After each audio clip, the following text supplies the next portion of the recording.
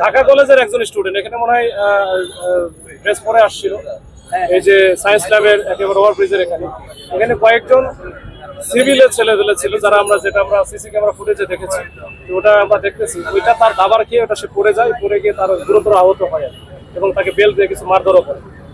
এই ঘটনাকে কেন্দ্র করেই কিন্তু আজকে আবার ঢাকা কলেজের স্টুডেন্ট যারা ছিল তারা প্রায় 200-250-র মতো, এরা তখন এই যে সায়েন্স ল্যাবরেটরি মোড়ে এখানে সিটি কলেজের সামনে এসে ভাঙচুর চালায়। আমরা এটা সংবাদ পেয়ে আমরা কিন্তু দ্রুত ঘটনাস্থলে আসি আমাদের ফোর্স নিয়ে। আসার পরে আমরা কিন্তু দুই পক্ষ মোটামুটি দুই দিকে আমরা ডিসপার্স করে দিই বা ঠেলে দিই। আমরা ওইদিকে ঢাকা কলেজে তাদেরকে ঢাকা কলেজে দিয়ে আসি। এরপরে ঢাকা কলেজে ওখানে যখন ঢুকে দেয় স্টুডেন্টদের, এরপরে আমরা শুনে যে আবার সিটি কলেজ থেকে বের হচ্ছে। তো ওদেরকে আমরা আবার আস্তে আস্তে আমরা বলে টলে এই যেখান থেকে সায়েন্স ল্যাব থেকে আমরা নিয়ে আসতেছিলাম। ওরা তো চলে গেছে, না হলে আপনার অযথা যান চলাচল বন্ধ হবে, এটা আবার ওরা আবার আসতে পারে, এটা উস্কানি এটা হইতে পারে।